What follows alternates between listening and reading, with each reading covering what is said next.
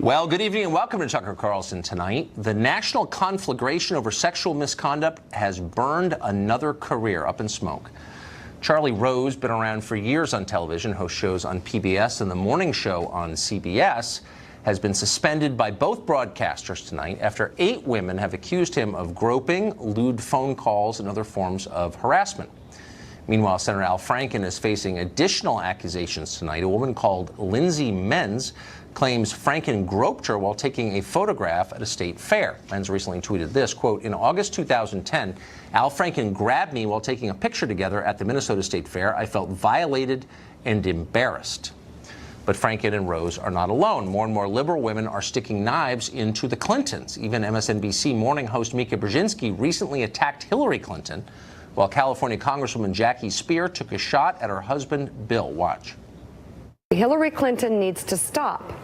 She needs to stop talking about this topic unless Bill Clinton wants to come forward and apologize for being a sexual harasser, for settling with women. Some Democrats and liberals have argued that a reevaluation of Bill Clinton's presidency is required.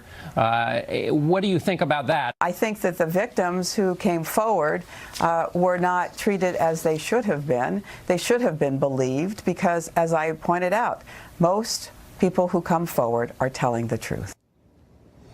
Democrats notably more eager to attack a former president than a sitting U.S. senator whose vote they need, but still an amazing development. Tammy Bruce is a radio show host. She joins us tonight, as she often does, to sort it out. Tammy, what do you make of all this? Well, they're a little late, aren't they? You know, talking about the Clintons at this point is like bringing out last year's turkey on Thursday. People are going to look at you and say, what? It's old. That's right. It's bad. So this is what, look, it's absurd. I'm waiting for Congress to set up a committee to investigate Ted Kennedy and whether or not it's okay to leave a woman to drown in the bottom of a lake, because, boy, that's really bad, too. All of these people, here's what they realize, and this is what makes it so dangerous. They know that saying nothing before was wrong. They know that the women before, originally when this happened, that they were right. And now they, understandably, I mean, they've enjoyed being our moral superiors, and now they can't do it. And it is a bizarre, desperate effort to really rewrite history. It's like, well, you know, boy, that sure was awful.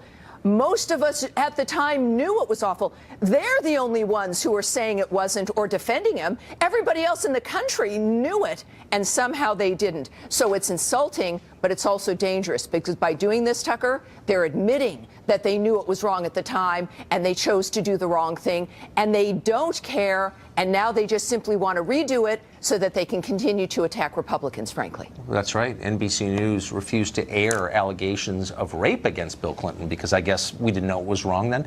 I guess what's striking, though, you hear people say, well, both sides do it, and I think to some extent that's true. Human sin is a human problem. But it does seem disproportionately clustered on the side that claim to be allies of women. I mean, there is a kind of weird hypocrisy here where some of the people who tell you the most loudly about their feminism are the ones doing these things. Have you noticed that? Right. It's not really about hypocrisy. Look, this is clearly a problem of power. It's not a problem of sex or attraction or desire, right? But interestingly, the people that have been crowing about, I'm your champion, I'm going to be defending you, I am the person you can rely on, almost as though it's a method in which to get closer to victims. It's that we would joke at now with the men that would show up at some of our rallies. We would say, well, maybe they're just there because they maybe know it'll be easier to get a date. Or the men who are supportive and very aggressively supportive about abortion, that it's a nature of who it is you're going to be associating with. And the presumption that if you're saying you're a champion for women, the doors will be unlocked faster, women will not be necessarily concerned or afraid of you, and it gives you an open door. This is what I think makes it dangerously different when it comes to liberal men, well, like Glenn Thrush and others who have been these male feminists. Suddenly we find they're the victimizers, they're the attackers, if you will, and you have to wonder, is it because they felt that they would be around a group of women who would effectively be too ashamed, too frightened, too scared, especially scared to say something because it was their own group, and it was men that were told, like Harvey Weinstein or a Charlie Rose or anyone else, that, well, we need them. I was told when I was in Now on the issue of Ted Kennedy and Bill Clinton, yes, they're pigs, but there are pigs, Tammy. That was not good enough for me. No, it shouldn't be. And the women complaining right now about and going after Clinton, whether Feinstein or Barbara Boxer or others who were, in the beginning of from the year of the woman, 1992, when they all got swept into the Senate, one of the first things they did was defend Ted Kennedy when he was under fire in, I believe it was 93. So from the beginning, it's been a fraud, Tucker. It's been a fraud for the women who've enabled it and a fraud for the men who've used it to gain access to women. Well, you've seen it from the inside, so you can speak to that with great authority. I remember getting into a yelling match over Ted Kennedy when he died. He's a complicated guy with some good qualities. He liked dogs, for example, but he did kill a woman, and that you're not allowed to point that out. I remember that very well. So where does this leave us when the smoke clears and the last harasser has been forced out of his job? Does it change the way the left approaches feminism? Well, remember, we're also talking not just about someone who says something that's rude or compliments a woman as she walks down the hallway.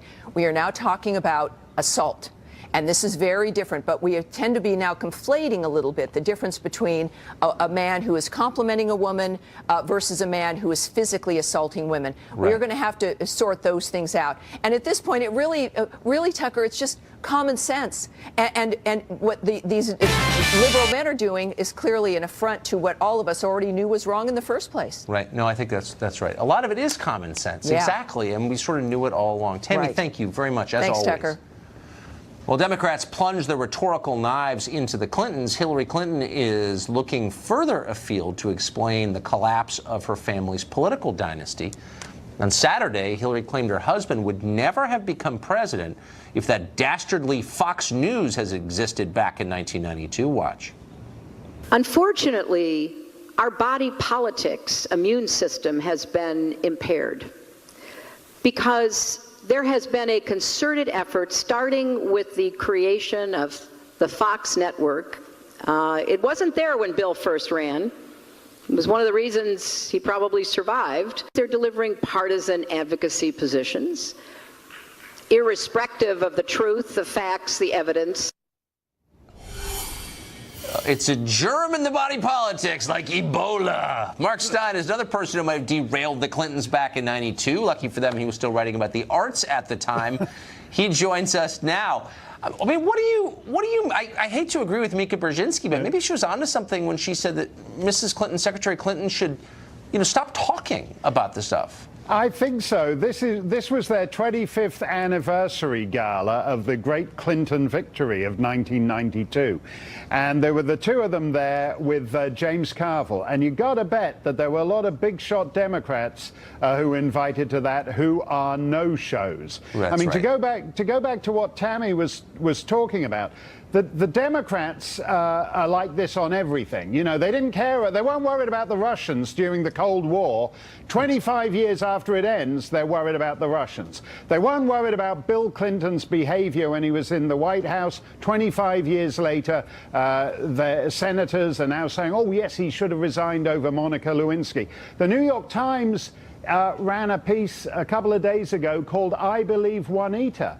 Well, I wrote my I Believe Juanita piece I'm going to remember the exact date, February 25th, 1999 in the National Post of Canada. So I was right 18 and a half years ago when it mattered. And as Tammy said, they all knew that what Bill Clinton was doing, and it didn't matter. They trashed those women. There were all kinds of women. He liked all kinds of women. He liked young women, old women, svelte women, full-figured women, all kinds of women. And no matter what, he liked upper middle-class women. He liked women from trailer parks. He liked women generally. And no matter what kind of woman he trashed, the Democrats piled on in destroying all those women.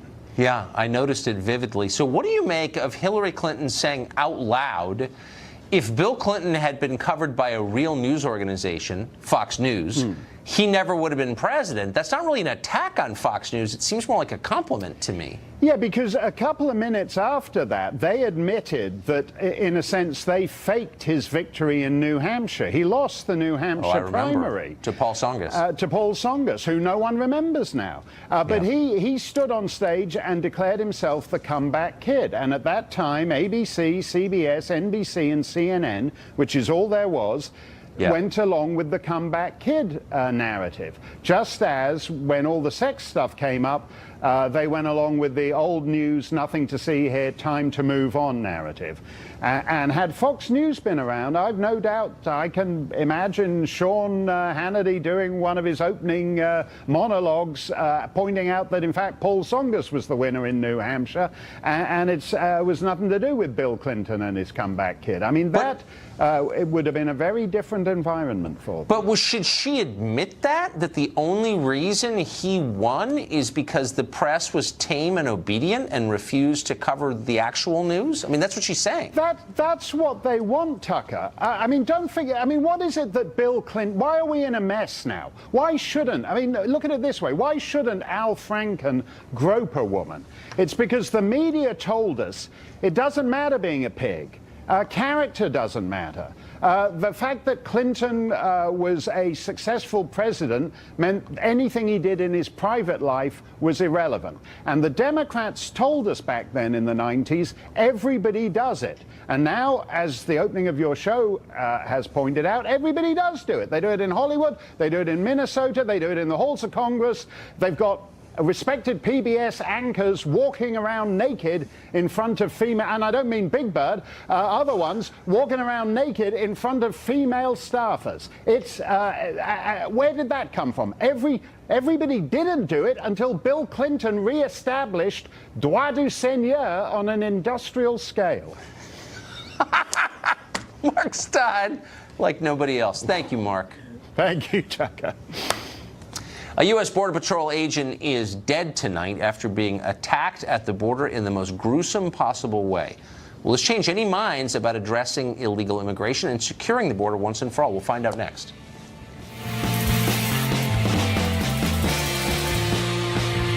Carlson is brought to you by An American Border Patrol agent murdered, another one wounded after both were attacked while patrolling the U.S.-Mexico border. Fox's Trace Gallagher has the latest details on this crime. Trace?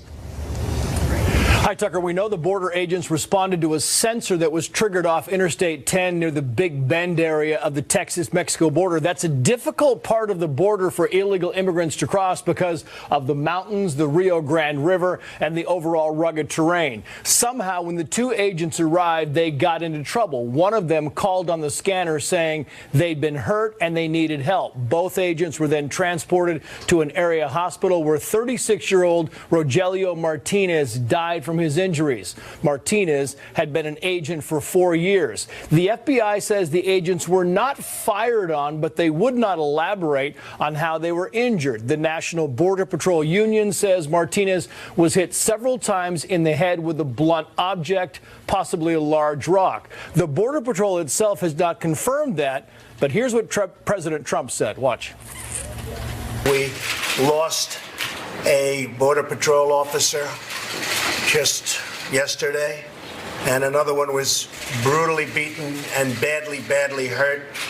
Looks like he'll make it, but very badly hurt. The president also vowed to continue building the wall to secure the U.S.-Mexico border. Agents being hit with rocks is very common along the border. In fact, Border Patrol vehicles and helicopters have also been targeted quite often by rock throwers. Right now, investigators are looking for potential suspects and witnesses, but if those suspects are on the south side of the border, the task becomes much more difficult.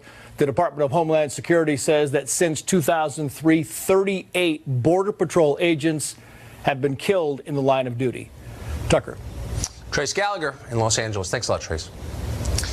Jose Magana is an immigration advocate, and he joins us in the studio tonight. Jose, thanks a lot for coming on. Thanks for having me, Tucker. So, an armed and trained federal agent murdered by blunt force, probably by rocks. Why should that not scare the rest of us? I think the situation is that that's not the norm at the border. The border, according to the U.S. Department of Homeland Security, in a study 2 months ago, argued that the border is more secure than it's ever been, with 85% of undocumented immigrants being apprehended before they even enter the country. Right, so 15% weren't. So it's not secure. I mean, by that definition, it's not secure. Here's the point. Look, I'm not I grew up next to Mexico. I like Mexico, super nice people. Most immigrants are nice people. I'm Mexican myself, Tucker. But There's been a civil war, in effect, going on in Mexico for years. Over 110,000 people have been murdered in Mexico. Okay, it's one of the most violent countries in the world. If there were any country but Mexico and there wasn't this weird politics hovering over it, we would say, holy smokes. This is one of the most dangerous places in the world, right on our border. We need to make certain we know the identity of every single person who comes in or out. But we don't because of advocacy by people like you, because we somehow can't? I don't understand.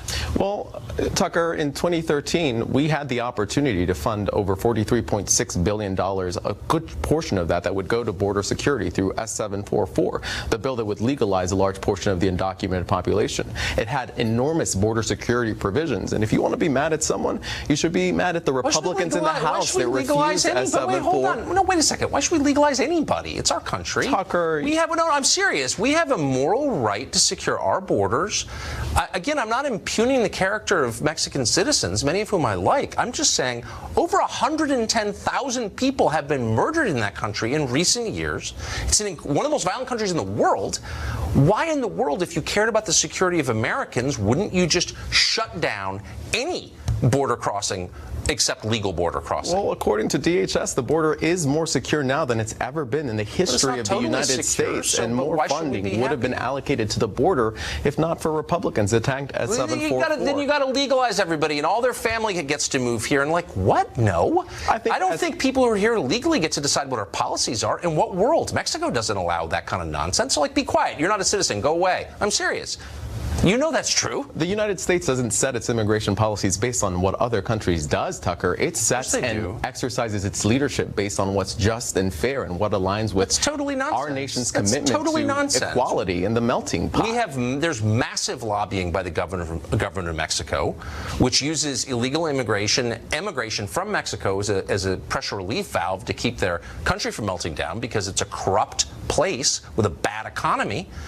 And we are lobbied by them every single day, and you know that that's true. So don't pretend it's not. Well, Tucker, I think you're ignoring the fact that net migration from Mexico is at net zero and has been for the past several years. The fact that you're portraying the southern border as a flood of individuals coming isn't necessarily accurate. People come from South America and from Central America through Mexico into the United States, and that is allowed, indeed encouraged, by the Mexican government, which doesn't want to deal with illegals in its borders either. So they come to our country, again, with the help of the Mexican government. I'm telling the truth, and you know that I am. And my point is, like, why should we put up with that? This is nuts. Like, let's stop pretending. Because under our own immigration laws, we have a humanitarian responsibility to those Central Americans fleeing violence and persecution. Because under the INA, if you are being persecuted in your home country, you have an opportunity to present your case for relief here in the United States. Really? And these are mothers and children fleeing horrific violence in these Central American families. There are over 1 billion people who are fleeing violence and poverty around the world. I don't understand what gave the United States the unique obligation to put them all in federal assistance. I mean, this is insane. Where does that come from? Is that in the Constitution? Like, so who made this up? And why do the rest of us have to stand here and be like, oh, absolutely, it's our obligation? Like, where does that come from, that obligation? Our international obligations stem from the Immigration and Nationality Act and the various treaties that this nation has adopted that essentially said if you're being persecuted because of your race, because of your religion, if people are trying to murder you and your country won't help you, you can apply, and it's not a guarantee to come to this country and obtain refugee or asylum status. Tell an unemployed American, and there are about, let's just see, 100 million of them in this country, why that serves their interests. Because the U.S. government is supposed to be looking out primarily for their interests. How do they benefit from that? Oh, wait, there's no answer, because they don't, and you know that. Well, at the end of the day, economists from both the progressive and the conservative side have consistently said that immigration is good for our country, that immigration lifts all boats. Has it been good for California, which is poorer now than it's ever been? I think California cherishes its immigrants. That's why it's passed various laws. But as an economic, and I hear this line, but it's a lie, and you know it's a lie. California is poorer because of immigration. It's got more poor people than any state in the union. was the richest state in the country 30 years ago.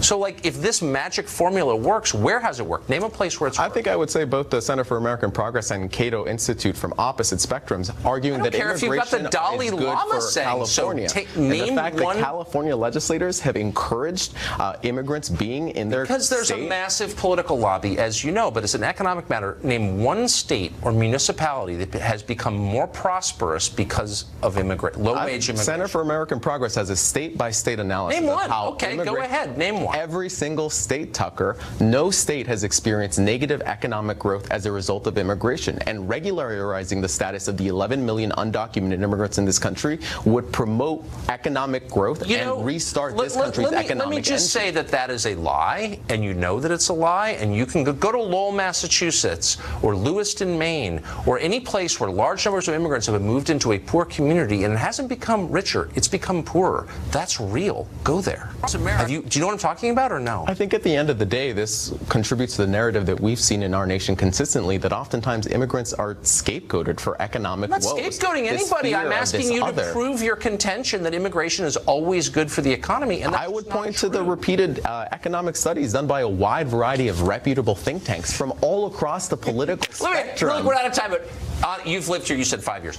Is there anybody dumber than a think tank employee in D.C.? Honestly, I've been here 30 years, and I'm asking you. Well, I'm a lobbyist, so probably a lobbyist, right, I would say. There's nobody, just answer, there's nobody dumber or more detached from reality. I know that for a fact. Thank you so much Thank you, Tucker. It was for a pleasure. joining us. You know what I'm talking about. Well, statues to come down across America, Washington, D.C. is very close to putting up a new statue. To whom? Marion Barry, of course, the mayor we made famous by sending out video of him smoking crack. A city councilman from D.C. who supports the Barry statue joins us next. Across America, during our own cultural revolution, all kinds of statues are being torn down for all kinds of offenses, whether it's racism or imperialism or existing more than 200 years in the past.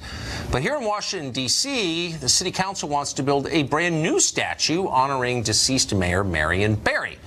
Barry, of course, had a long history of racially charged remarks. He was a convicted drug offender, too. Does he deserve the high honor? Jack Evans is a longtime D.C. city councilman. Everyone in town knows Jack Evans. He supports the Barry statue. He joins us tonight. Jack, thanks for coming on. Oh, Tucker, thanks for having me. So no one would deny the charm of Marion Barry. I know you served with him on the city council for a long time, but roguish doesn't really begin to capture Barry. He was like truly a terrible mayor and openly a race baiter and kind of without real achievement. Why would you make him the subject of a statue? Well, I have to say, he was an iconic figure here in local Washington. He was, for sure. Without a doubt. And so it was one of my ideas to have a statue to him because of what he was able to do for the African-American population in our city and for the city itself. Now, remember, you wind the clock back when he came into office in '78. The city was new. First elected mayor was in '75. And he was able to, in his first term at least, really create a Washington that we have built on since that time. Created the black middle class here.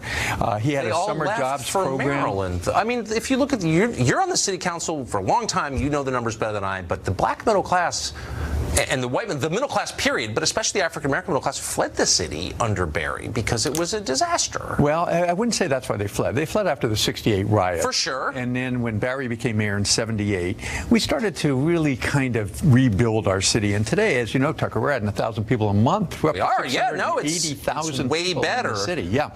And again, you go across the city, many African Americans got their first job in Marion Barry's summer youth program. And again, remember in '78, it was very hard for an African American to get a job anywhere. Federal government was kind of opening up. He went on and Barry really was someone but he humiliated the city. He betrayed the hopes of the people who believed in him. He was a full-blown crackhead, as you know. He got busted and went to jail the first time, but then he got busted again. He got busted giving his girlfriend a city contract. A bunch of his aides went to jail. Cornbread Givens, remember him? Remember Cornbread? I remember him well. Cornbread I was here then. But he also had a long history of saying things like this, quote, "We've got to do something about these Asians coming in, opening up businesses, those dirty shops. They ought to go." What do you think Asians in Washington will think of the Barry statue? Well, I would say he has a lot of support in all of the communities, even in the Asian community. I mean, you remember Tony Chang and a lot of people in the Chinese community were very strong supporters of Marion Barry. What if somebody else said, we've got to do something about these Asians coming in? Yeah, you can't defend a lot of things that many people say or do, and so I'm not defending Marion Barry on that. And as you know, he later was very apologetic for making those kind of statements. But I think in the totality, Tucker, is what we're looking at here. The totality for the local government, the man was elected mayor 4 times, and he was revered in many parts of the city. And so we're looking for a way of honoring his legacy to the city. Jack. And I think you have to look. In many parts. He was hated in almost all parts of the city. Oh no, Tucker, that's look, not there true. was racial division at the heart of it. Look, I was here. I remember. No, but he gets reelected in '94, and the first thing he does is attack white voters and say, "quote, get over it." But remember what prompted that statement? There was just utter disbelief. There was. I get it. But like, look, you can't talk like that if you're the mayor of a city, can you? Well, you can. And he had a roguish quality to him, as you know. And I think that endeared him to people. And I got to tell you, I traveled the city and the world with Marion Barry, and he was really a larger-than-life figure. God, I remember being in Africa with him. I was in Cape Town. People, Soweto, I'll never forget being in Soweto outside of Johannesburg with Marion Barry, and people were coming out of their houses to see him. He was really come on, Jack, I can't get the street in front of my house paved, and you guys that's are not true. If you in South Africa eating prawns. No, we're not eating prawns. Come on now. Making why in the world? This is like the whole problem. But he had a great sense of humor. I bet he did. If I was in Cape Town on government expense, I'd be in a great mood too. Being in Soweto with him, and we're walking down the streets getting dark, and I said, Marion, I think we need to get back to the bus. And he said, what you mean we? He was funny, I'll admit that. Let me just ask you, is there anything you could find out about Marion Barry? Cannibalism, human sacrifice, anything that would change your mind? No, he didn't do any of those things. And frankly, I think Marion Barry really, again, because of his legacy in the city, deserves a statue. So we're going to have it. It's going to be in front of City Hall, and it's going to be great. So, really quick, can I throw, because I'm deeply offended by his opposition to gay marriage, for example. He was the only city council member against, as you know. But if I'm offended by this, can I throw a sheet over? Why not? Because it actually, my sensibilities are very delicate. We've known each other a long time. You know that. So when I throw a sheet over his statue to protect my children's eyes from it, what will you do? You can throw a sheet over it, and we'll just take it off. That'll be all right. In America, you can do things like that. No, you can't. You get arrested if you do. Can you help me get rid of the Albert Pike statue, though? We have a statue in my ward, 3 blocks from the United States Capitol, and he is a former Confederate general, the only Confederate general. That's fine. I mean, I don't have a problem with that as long as you don't rub the disaster of Marion Barry in the noses Marion of DC. is a local hero, and we're happy to have his statue. So will you come to the unveiling? Not in a million years. Thank you, though, Jack. It's great to see you. NFL player Marshawn Lynch had plenty of respect for the Mexican national anthem, but not for this country's. The president got mad at him, says he ought to be suspended from the league. We'll discuss that idea coming up.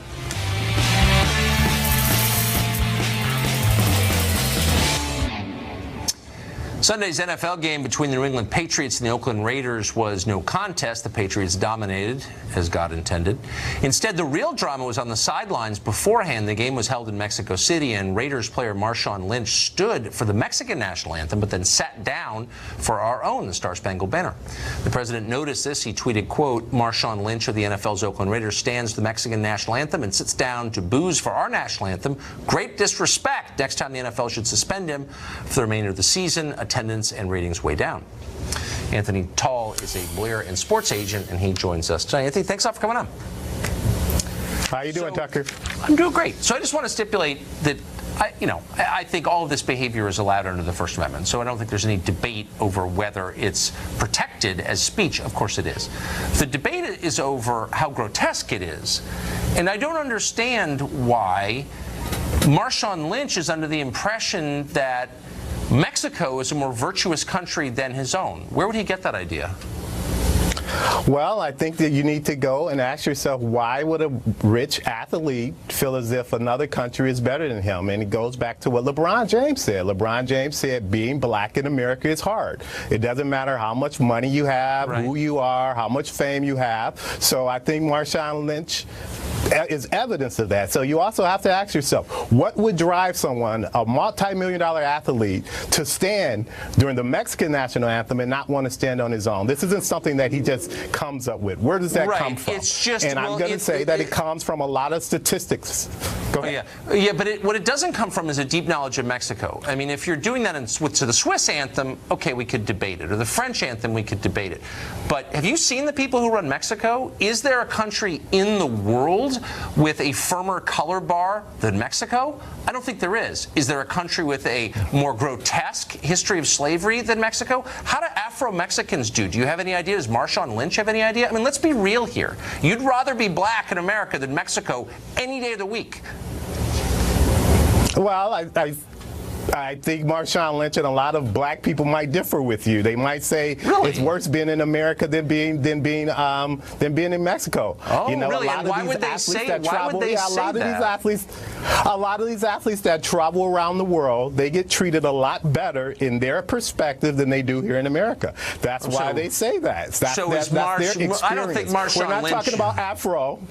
Yeah, We're not talking about let's just be real, okay? Barack Obama could not have been elected president of Mexico. They have major race problems in Mexico, and we pretend that Mexico is this sort of unified Hispanic country. That's not reality, and anyone who says that knows nothing about Mexico. I'm not attacking Mexico, that's just true. So I guess I wonder, like, does he know anything about Mexico? And by the way, how badly is Marshawn Lynch treated when he goes to dinner? Or do people yell at him at dinner? I mean, can we just be real for a second? This is ridiculous. Yeah, well, we're keeping it as real as possible. You just need to realize that Marshawn Lynch grew up in Oakland. He's probably seen a lot of police brutality, seen a lot of his friends get shot and probably injured by police brutality. And he's also, everywhere he goes, no one's concerned about his wealth.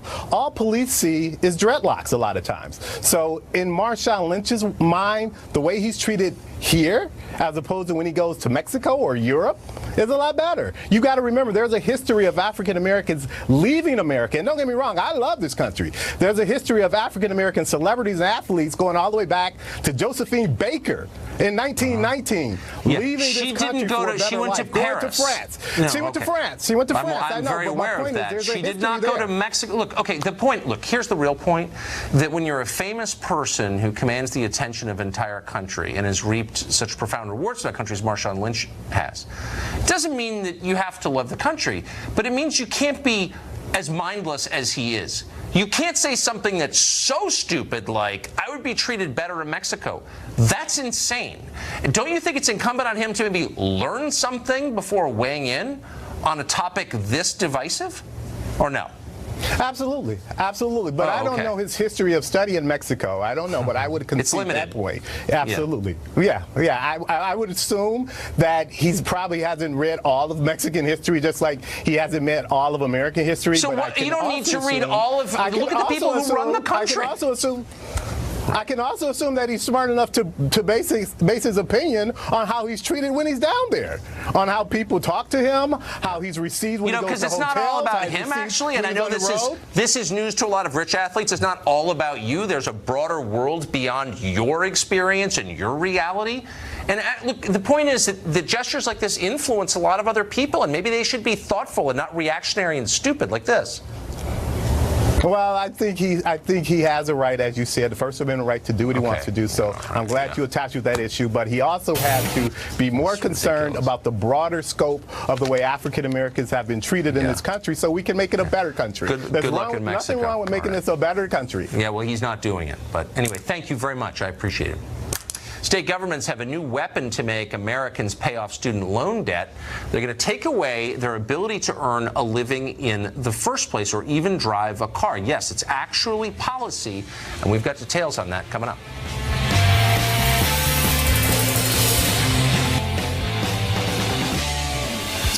A recent report by the New York Times highlights a pretty shocking new practice used by state governments to force students to repay student loans, make it impossible for them to work otherwise. In 19 U.S. states, authorities have the power to suspend professional licenses, like nursing licenses, if a borrower goes into default on a student loan.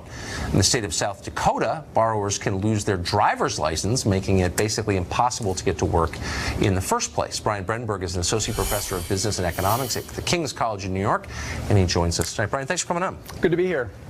I'm a little shocked by this. I mean, is there any other, just to set the baseline, is there any other kind of loan, if I'm late on my mortgage or my credit card, can they make it illegal for me to do my job or take my driver's license away? No, and I think because people would find this completely shocking. I mean, the idea that the way you're going to deal with people who can't pay their bills is to take away their job, it sounds nonsensical on its face, and it absolutely is. It's a classic case of the government creating a problem and then piling more policy on top that only makes the problem worse. And student loans, I know you're a college professor, I don't want to beat up on, but colleges are the richest institutions in American life. Drive through any state, and these little pockets of affluence are colleges. And yet those colleges are bankrupting an entire generation of young people who can't buy cars or get married or buy homes because of their student loans. And now they can't work or drive. Like, who is in charge of this? Well, we have been shoveling billions of dollars at colleges and universities to push students into educational programs that don't give them any place in the marketplace. They can't get a job, and so they go out into the marketplace. They can't find a job. They maybe finally find something that allows them to pay their bills, but because they're behind on their student loans, the state says you can't do this job anymore. I mean, it's absolutely crazy. The one thing we want young people to do in this country is to get a job, to work, get out in the marketplace. Anything that keeps them out of that is going to be counterproductive. So, but I mean, a lot of these lenders too are obviously getting rich. I've met some of them, really rich. But how did they get it into the law that if their loans don't get repaid, as distinct from all the other loans people have, there's a legal punishment? Because the state guarantees, the state will either guarantee or subsidize these loans, so the state has an interest in it. And when they don't get paid back, they look for a way to deal with that. And you can do that by putting a lien on people's property. You can do that by garnishing wages. But they came up with this idea that they're going to keep people from working. And again, the reason that exists is because in this country, so many people have to get a license to do their job. So you've got government pushing people into educations that don't help them. And then they've got, on the other end, governments approving the work they can do and taking away that approval when the person's in dire straits financially. And it's destroying a generation. When you look at the polling of young people and they support socialism over capitalism, and you're wondering, why are young people so mad and so crazy?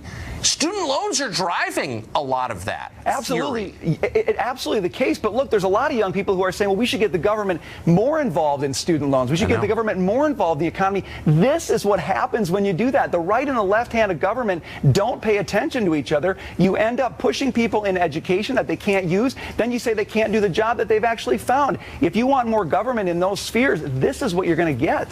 How long till debtors' prisons come back? Well, I think we're talking about debtor prison right now, Tucker. It's just a different name. It sounds that way. Brian, this is even worse than I thought. Thank you. You bet. A strange aircraft was spotted flying over the West Coast the other day. True story, by the way. What was it? And does its mysterious flight suggest that we are vulnerable to something? We'll ask a defense expert to get the bottom of an actual mystery. Stay tuned.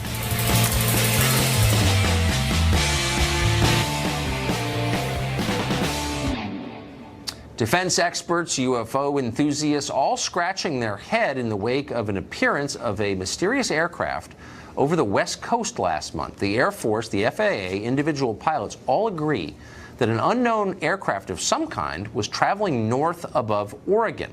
What was the plane? Why was it there? And why can't we know for certain? Because nobody does at this point. Tyler Rogaway is editor of The War Zone. It's a defense news site, and he joins us tonight. Tyler, this is a pretty well-traveled air lane from what I can tell. Why in 2017 don't we know what this was?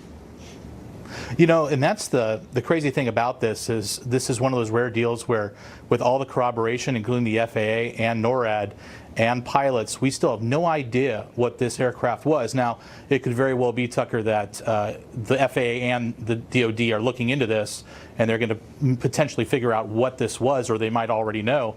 But we just don't know at this time. And it definitely is a quality assurance issue for the FAA. Quality assurance issue, yeah, and there's some other concerns about it too. So what did it look like, did they say? Well, all we know, it was a white aircraft. It had the same type of performance as a jet. It was flying at between 35,000 and 40,000 feet, where probably you fly all the time when you travel. Commercial airliner, yep. And yeah, and so it was just, it looked like, but nobody could make out the type. So that does leave it a little bit questionable, as if it was an airliner or potentially a military aircraft. But an airliner would, of course, be identified. It would have a transponder on, right? Right. This did not have any communications, no transponder, so no identification or altitude for Seattle Center to see, and it was not really trackable on radar. They did not have a consistent primary return. So this had all three going for it. It basically wasn't there, aside from the pilots that literally were asked by Seattle Center to look outside and say, hey, is it there? And all of them did see it. And it was stayed, this went on for multiple, 10, 15 minutes, and possibly longer. We just don't have the radio tapes for that other section of Seattle Center, the area that they control. Well, that's just absolutely bizarre and kind of threatening. I mean, you'd think that our air traffic control would have a handle on what's in a commercial airlane, no? Yeah, I mean, they were really trying to figure out what was going on. They launched F-15s after this, Tucker, and those jets at that base have the most powerful air-to-air radar in the world and other upgrades, and they couldn't find it. Even NORAD told me, they said they went up and they looked around, and it wasn't there. So what are the options? I mean, if the F-15s couldn't find it, then what could it be? Right, and that's really what a lot of people are asking, of course. And some people say maybe it was a smuggler, somebody that bought a Lear for very cheap that was not flyable and just flew it for some reason, maybe up to Canada. That's very improbable. Another one is maybe a military aircraft that's straight off the range, like an unmanned system. The DoD is working heavily in the high end of unmanned aircraft space that they don't talk about. And you remember in 2011 when an RQ-170 Sentinel stealth drone, surveillance drone, fell into the hands of Iran. That aircraft strayed from its course and actually fell, like I say, into the enemy's hands. So the idea that it could potentially fly into Oregon off one of the ranges in northern Nevada isn't totally out of the question. Right, and there are other explanations too, which we'll leave to the imagination of our viewers. Tyler, thank you very much for that. It was great being here. Thanks, Tucker. Thank you. That's about it for us tonight. Boy, that hour went fast, but we are back every night at 8 p.m., the show that is the sworn enemy, and we mean it, of lying, pomposity, smugness, and groupthink. DVR it if you can figure out how to make that machine work. Good night from Washington. Sean Hannity is up next. All right, Tucker, thank you. What a news night. Welcome.